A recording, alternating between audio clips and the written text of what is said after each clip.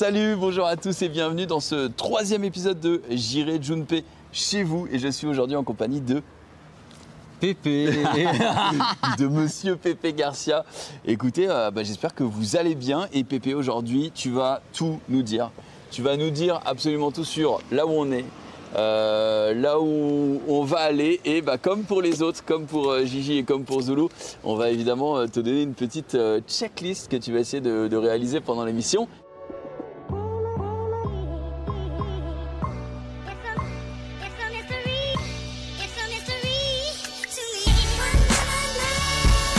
Alors l'endroit, c'est un endroit qui signifie beaucoup pour moi. C'est là on voit qu'une partie, c'est le mauvais côté. On va vous amener je le garde pour le. Bien sûr. Là, on est donc à Cabourg, qui est une grande partie de ma vie, puisque je suis normand. Et donc j'ai passé quand même beaucoup d'années ici à Cabourg, Dives-sur-Mer, Houlgate. Et tout est souvenir ici, tout est émotion. Honnêtement, c'est très beau. On y est passé et honnêtement, d'un point de vue objectif, c'est très beau. Après, c'est une région que je connais très peu puisque moi, je suis venu uniquement en Normandie une fois. C'était il n'y a pas très longtemps d'ailleurs puisqu'on avait visité Mont-Saint-Michel et tout avec ma femme. C'est quand elle était arrivée du Brésil et on s'était pris un petit week-end pour se retrouver. Et j'avais trouvé ça magnifique. Vraiment un endroit où je me disais, je peux m'y voir vivre. Mais j'étais pas dans la rivalité Bretagne-Normandie, tu vois. J'étais un petit peu en Bretagne, un petit peu en Normandie. Et je sais qu'il y a un petit peu de rivalité quand même, Pépé. Je vais pas vous faire le sketch. Je peux te qualifier de breton ou pas aujourd'hui, du coup?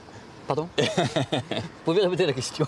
Non mais c'est vrai, même à l'école, c'est vrai qu'on disait ouais les Bretons machin tralala, mais c'est vrai, il y a toujours eu c'est une rivalité amicale, on les adore, j'avais voilà des trucs, mais même tout à l'heure quand on a posté une photo, j'ai fait exprès sur la photo de mettre les crêpes normandes, parce que j'ai fait exprès sur Twitter, j'ai mis crêpes normandes, oui c'est une galette, c'est breton, je savais très bien ce qu'allait arriver parce que je le vis depuis que je suis enfant. Tu es né du coup à Caen? Oui, je suis de Caen. Et l'endroit de naissance c'est Caen. Et du coup, Cabourg, Dives, etc. Ça représente quelle partie de ta vie? Parce que tu l'as dit au début, mais précisément, on va dire. Alors le truc, c'est que j'ai fait ma scolarité à Caen. Ouais. Donc c'était cool, hein. Moi j'ai eu beaucoup de chance, j'avais des bons lycées et tout, mais assez vite je me suis fait aussi plein de potes. Ouais. Et il y avait beaucoup de potes qui étaient de la côte. La côte, ici c'est aussi la façon de dire côte et côte, ça dépend aussi du coin. Oui. La côte normande. Et du coup j'avais des potes, on partait donc souvent ici, donc dans le coin de Cabourg. J'ai commencé à connaître Cabourg quand même très jeune. Donc on va dire à partir de 13-14 ans, j'étais tout le temps fourré ici. Et c'était cool quoi. Mais je suis à la base, je suis né à Caen et j'ai vécu dans un petit bourg autour de Caen. Donc alors, là, il faut s'arrêter là, au central. Alors avant de s'arrêter là, je vais devoir te donner la checklist pour aujourd'hui. Ça t'as déjà commencé en fait au début, je voulais surtout que tu présentes un petit peu la ville et les alentours, donc c'est ce qu'on était en train de faire. Ensuite, un endroit où tu as fait une connerie en particulier et nous la raconter, donc dans les environs, donc c'est à toi de trouver ça. Une spécialité d'ici. Un bâtiment qui pour toi est emblématique. Ouais, tout ça c'est bon. Un endroit où tu as travaillé aussi. Un endroit qui te rappelle un super souvenir. Et enfin, ton endroit préféré dans les environs, c'est là où tu te sens bien. Ouais. Ok, ça marche. Ça va, c'est pas. Moi, je m'attendais à des horreurs. Mais non. Du genre faire du poney avec Dina. ou... C'est dégueulasse pour Dina. Mais Dina, si je l'adore, je veux dire, c'est ça le truc. J'aurais aimé aller faire du poney avec Dina, avec Zari, enfin du poney, du cheval. Parce que moi, c'est un poney pour ma taille. Hein. Alors là, avant d'aller travailler, vous allez voir où je travaillais à l'époque, on s'arrêtait au Central. Ou même le dimanche après-midi, on allait au Central, qui est vraiment, et c'est le cas de le dire, le bar central sur l'avenue de la Mer. Sur toute l'avenue. Sur toute l'avenue, et c'est là qu'on trouvait tous les potes. Alors soit on allait au Central, soit on allait à un bar du casino, qu'on va voir tout à l'heure, parce que vous allez voir le casino, le Grand Hôtel, tout était attenant.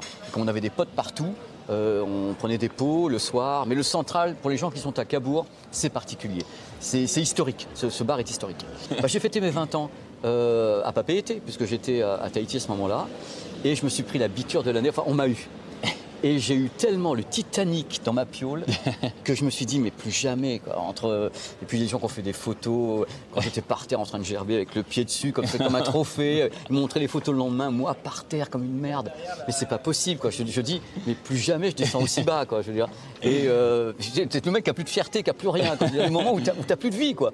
Et petits salopards qui m'entouraient quand même. Et depuis je me suis dit bah non. Donc là si tu veux bien montrer. Bien sûr. Donc là on est au milieu pile poil de l'avenue de la Mer. Et en face, on peut peut-être distinguer, je ne sais pas ce qu'on peut voir à l'image. On voit un bâtiment au fond, mais de très loin, voilà, et j'imagine. ce bâtiment, il est On va y aller tout doucement parce que faut quand même qu'il y ait un peu de suspense. C'est le bâtiment historique d'ici. C'est celui qui est la raison de vivre de Cabourg. C'est ce qu'il y a là-bas au fond et qui est attenant à un endroit où j'ai travaillé pendant des années. Et qui est qu'on voit dans tous les films romantiques ou autres. Par contre, je tenais à faire un petit arrêt sur image. Tout à l'heure, la personne qui a dit bonjour à Pépé, je veux quand même revenir sur cette anecdote. Elle est monstrueuse. Mais elle va me mettre là, Elle est monstrueuse, cette anecdote. Est-ce que je peux mourir avant que tu la racontes, s'il te plaît? Tu peux. On était en train de marcher, discuter, de préparer l'émission, et du coup, il y a cette personne qui est venue et qui a dit enfin, elle a pas dit Pépé, mais elle a dit super et tout, tu me reconnais pas. Et Pépé, il était en mode j'ai aucune idée de qui vous êtes. La personne, elle commence à expliquer mais si, tu te rappelles à l'école, nani, nana, tu te rappelles de telle personne? Pépé, aucune idée de la personne.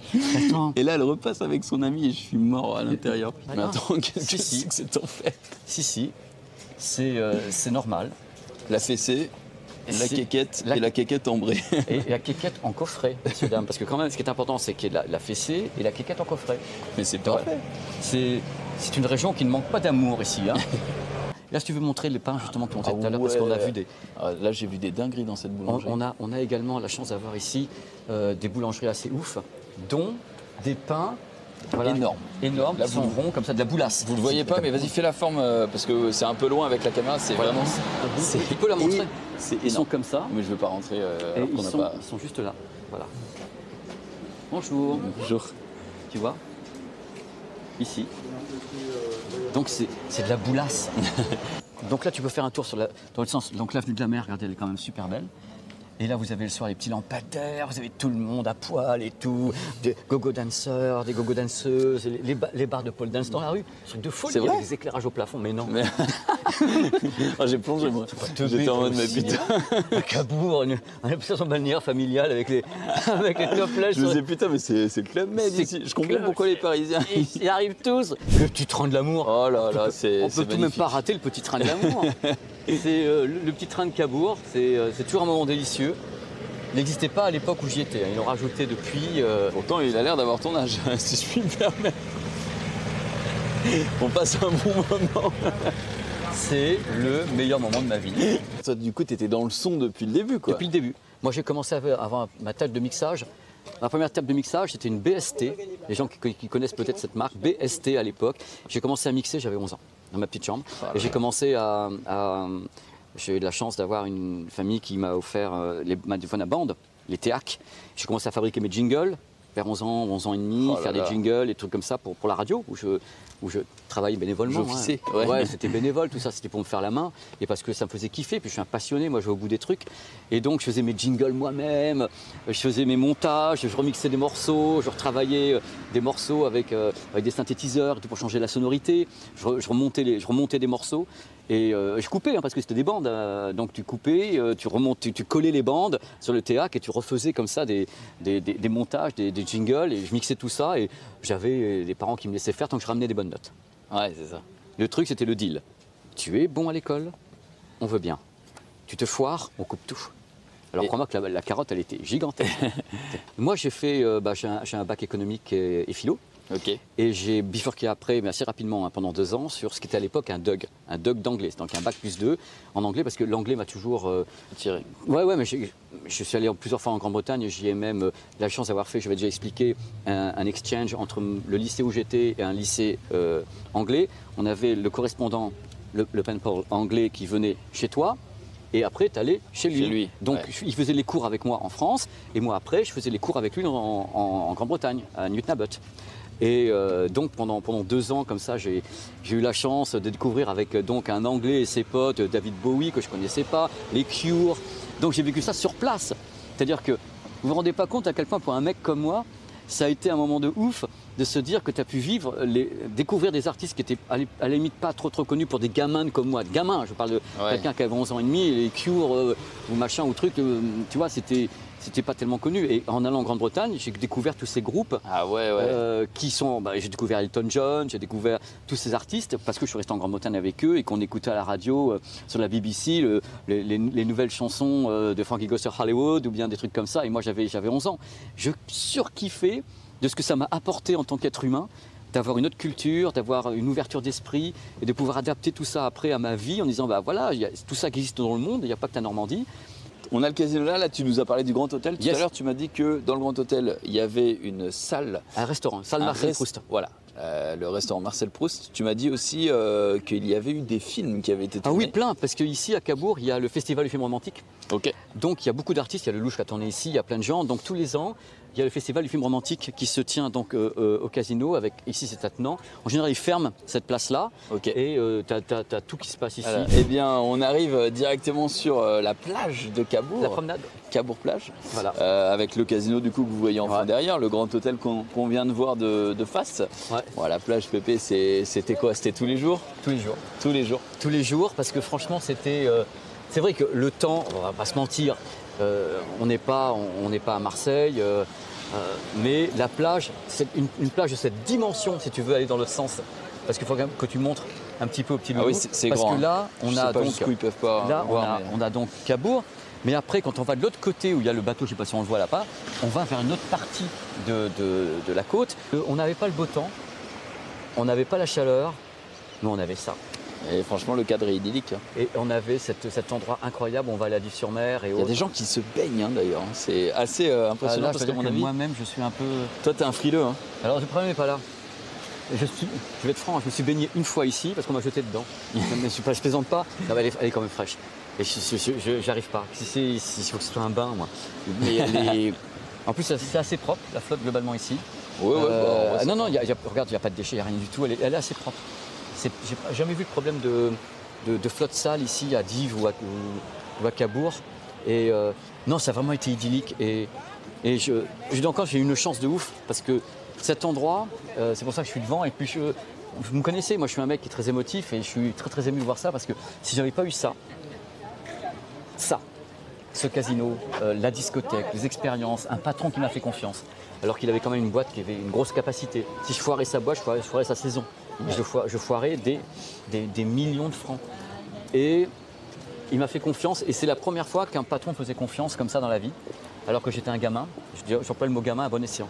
J'étais un gamin et ça a forgé ma tête. Ça a forgé ma tête en disant, bah écoute, peut-être que tu peux y arriver. Peut-être que tu peux arriver au bout de tes rêves. Et mon rêve, c'était justement la musique, la vidéo, voyager. Mais Pépé, vous avez vu toutes ces vidéos encore la semaine dernière. Il a fait un double saut à Je suis l'élastique. jamais content. T'es parti dans des milliers d'endroits. T'as mais fait des milliers de choses. Je suis content. Tu sais, il y a des gens qui disent dans le chat que t'as déjà eu, on dirait que t'as eu 5 vies, tu Mais vois. non, mais petit loulou. Je veux dire, oui, peut-être, mais il y a encore. Vous savez, dans ma tête, c'est comme un univers, mais on sait très bien que l'univers est infini.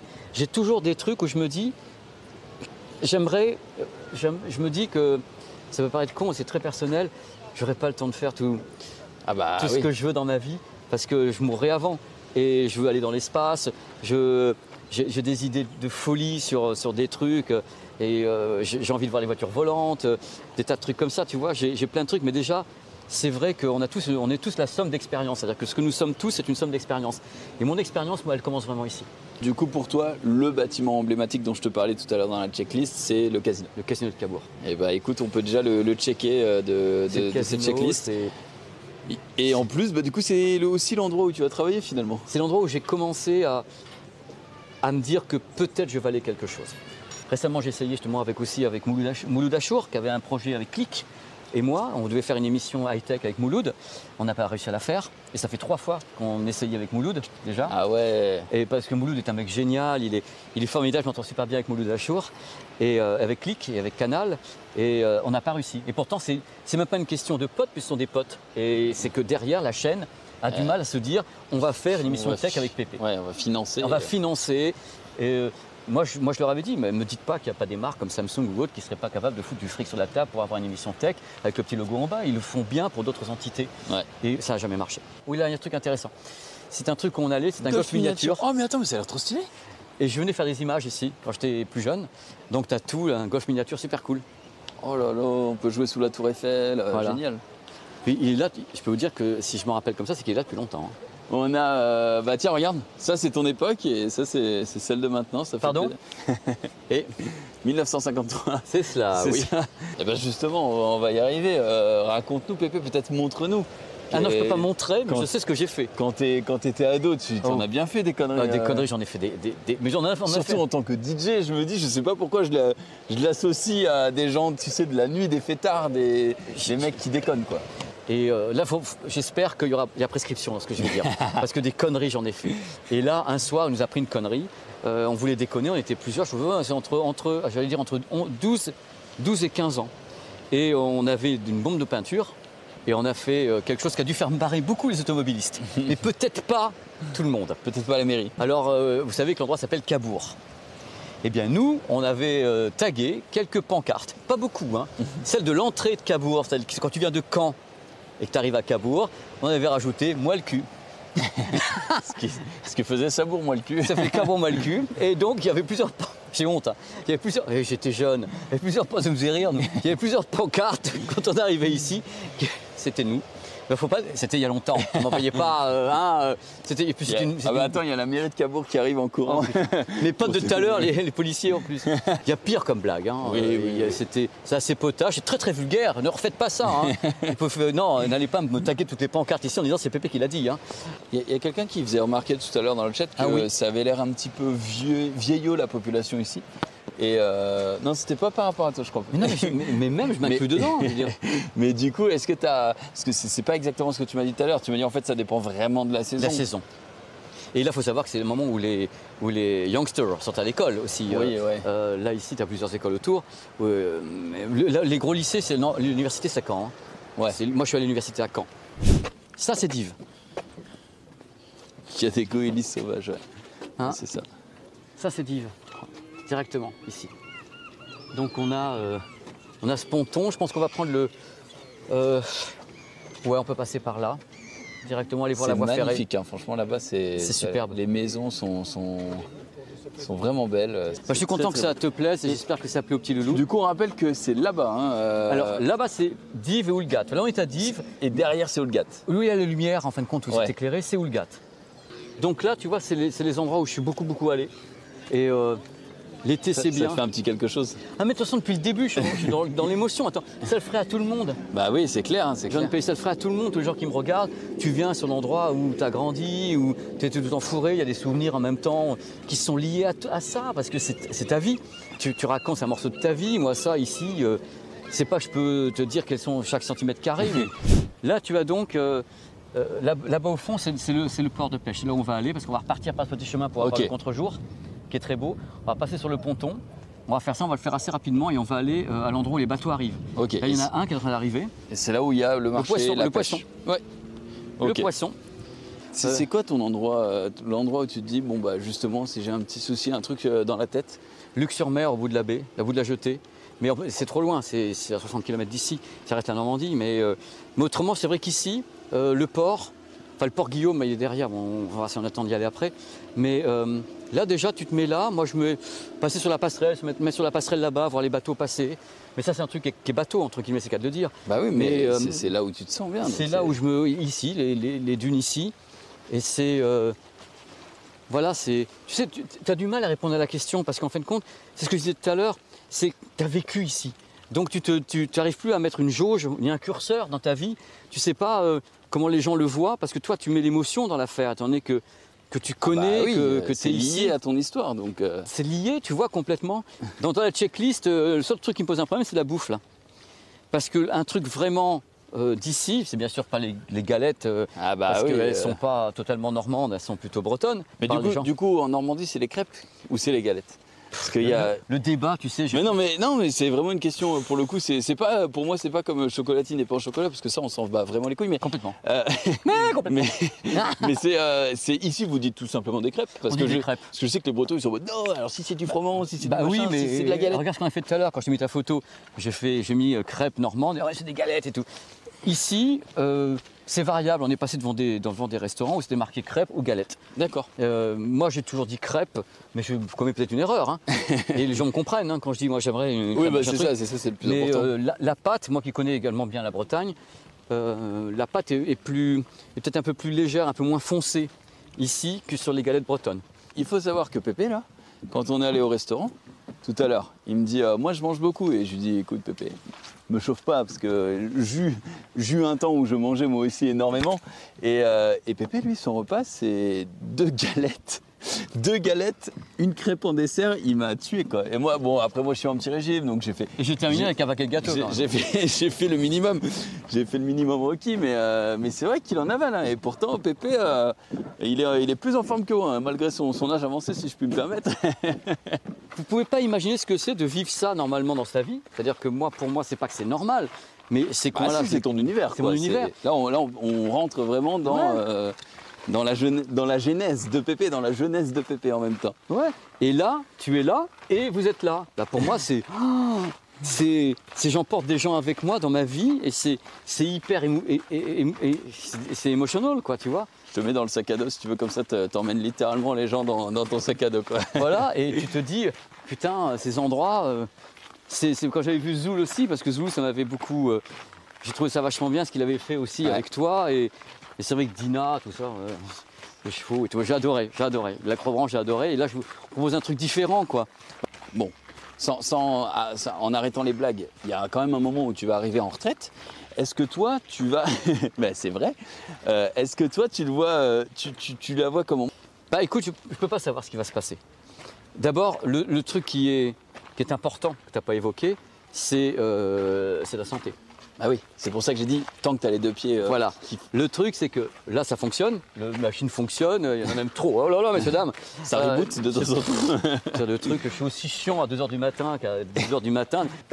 Donc je me dis que tant que la machine fonctionne et que je suis capable d'être conscient également de ce qui va ou ce qui ne va pas dans ma vie, et que je garde les pieds sur terre en me disant, bon, tu fais de la merde, là, il faut que tu fais pas de la merde, nanana. Dans ma tête, tant que ça fonctionne, tant que les gens sont pas lassés de moi, parce que tu sais que j'ai quand même la plus grande trouille dans la vie, parce que là on parle entre nous, mais c'est une émission quand même, c'est particulier, c'est comme quand j'avais fait Ponce la nuit, c'est vrai que je parle pas toujours beaucoup de moi, parce que je déteste ça, mais là, on est dans la thématique. Moi, ma trouille, c'est de lasser. C'est-à-dire, à un moment donné, tu vois, on me trouve sur YouTube, sur ma chaîne, on me trouve sur le stream, on me trouve sur Frandroid, sur le média sonvideo.com, on refait le Mac. Et les gens vont se dire, mais putain, notre connard, on le voit partout, quoi. Et on a marre du petit chauve. Et moi, ma trouille, elle est vraiment de ne pas savoir doser ça. Moi, j'ai envie de continuer ma carrière. Parce que je suis heureux, parce que j'estime que j'ai de la chance, comme je l'ai dit. J'ai super envie de continuer. Et peut-être que c'est la force des choses qui m'obligera à peut-être mettre le... Mais je ne le souhaite pas. Je souhaite vraiment continuer à tout donner. À tout donner. Et j'ai encore tellement de trucs dans la tête, tellement de trucs à dire, tellement d'idées, tellement de choses à montrer. Il y a des gens qui m'aident pour tourner, mais pas pour monter, parce que j'aime bien avoir le contrôle du montage et de la vidéo. Un truc comme la GoPro, ça m'a demandé 19 heures de montage, 5 heures de dérochage, 19 heures de montage. Mais c'est une vidéo particulière, tournée avec 4 caméras différentes, il y avait des drones et tout. Mais ça, c'est une vidéo particulière. Celle de demain et après-demain, c'est des vidéos tournées en one shot. Moi, ce qui m'intéresse, c'est d'embrasser les gens dans ma folie. Parce que je suis fou, je le sais, je ne fais pas d'illusions là-dessus, je suis complètement taré. Je fais des trucs, les mecs me voient en train de courir avec une GoPro pour présenter un casque, ils se disent, mais attends, mais le mec il est teubé, quoi, il a 40 balais en train de courir pendant 20 minutes en train de présenter sa vidéo, mais à quel moment il te bosse le gars. Et je me dis, bah, je suis comme ça. Et l'idée, c'est vraiment d'embrasser les gens dans ma folie et de leur dire, voilà, je suis peut-être taré, je suis peut-être tout ce que vous voulez, mais je vais essayer de vous expliquer ce produit, cette techno, le mieux que je peux, et quitte à avoir des mots... voilà, qui sont très, très cash, très grands. Je veux pas qu'il y ait de barrière. Je refuse qu'il y ait une barrière entre moi et les gens. À la base, on voulait parler vraiment d'ici, mais vu qu'on a encore quelques minutes, tu as fait énormément de pays dans ta vie, peut-être plus que ce qu'on pourrait compter. Quelle est la destination peut-être qui te fait rêver et dans laquelle tu n'es pas encore allé? Ah bah il y en a une. Dis-moi. Nouvelle-Zélande, Australie. Nouvelle-Zélande, Australie, ouais. Parce que je ne suis jamais allé, d'abord parce que je suis curieux. Et je pense que c'est peut-être avoir vu Lord of the Rings et des trucs comme ça, voir les paysages de la Nouvelle-Zélande. Je me dis, est-ce que ça ressemble ou pas à l'Ouest américain? Parce que je n'arrive pas à trop savoir, j'ai vu des images qui étaient tellement belles. Par contre, les endroits où je pourrais aller vivre tout de suite maintenant, c'est Hong Kong et Tokyo. Donc c'est vraiment, dans tous les cas, je ne sais pas combien de temps il nous reste, mais je veux dire à quel point j'étais heureux de faire ça. J'espère que je n'ai pas gonflé les gens parce que c'est toujours... Putain, je me dis, je raconte un peu ma life, c'est un peu compliqué et tu vas dire des conneries gigantesques quand même. Il y a des conneries dans le tas, c'est évident, c'est de l'improvisation. Je peux te dire qu'il y a des gens qui m'ont réchauffé le cœur, vraiment, dans le chat tout à l'heure. C'est vrai, il y a des gens qui disaient que le format leur plaisait, que c'était très cool, ça changeait. Ça fait plaisir. Il y a eu quand je te dis des murs de cœur pour toi tout à l'heure quand tu parlais un petit peu avec ton cœur justement. Merci. Mets-toi là Pépé parce qu'il nous reste une petite minute justement pour clôturer tout ça. Regardez, on va se laisser sur le panneau d'Yves-sur-Mer patrimoine médiéval avec Guillaume le Conquérant. Voilà, c'est le port Guillaume. L'estuaire ici. Le port Guillaume. Et du coup, eh bien, je vous remercie beaucoup d'avoir regardé l'émission avec Pépé. On fait le débrief. Bah vas-y. Alors, je ne sais pas ce que vous avez pensé de l'émission. On a donc fait ce live. On a fait ce live. Du coup, on a fait le géré Junpei chez Pépé. En Normandie directement à Cabourg, c'est très très beau. Bah regardez, en fait, vous en avez la preuve, c'est beau et c'est bon. Et puis c'était très cool, franchement, vous étiez très chill, merci beaucoup. Ah ouais, c'était le peu que j'ai pu regarder le chat, les gens étaient vraiment encourageants et tout, donc ça fait grave plaisir. Et puis vous avez eu un Pépé qui vous a livré toutes ses émotions dans cette émission, c'était magnifique. Je n'ai aucune émotion, monsieur, je n'ai pas de cœur. Je n'ai aucun cœur, tout le monde le sait, c'est notoire. Merci à toi dans tous les cas et merci à tous les gens qui ont regardé, c'était vraiment top. Et il va y avoir le replay pour les gens qui n'ont pas vu. Donc à Cabourg, on a fait Cabourg, d'Yves-sur-Mer, on a fait le port Guillaume, il y a eu plein d'anecdotes, on a fait le casino de Cabourg, l'histoire du palace et tout. Et on est même rentré dans le casino mais en off. En off. Et Pépé ça a changé quoi, ça a changé. Et c'était très cool. Merci.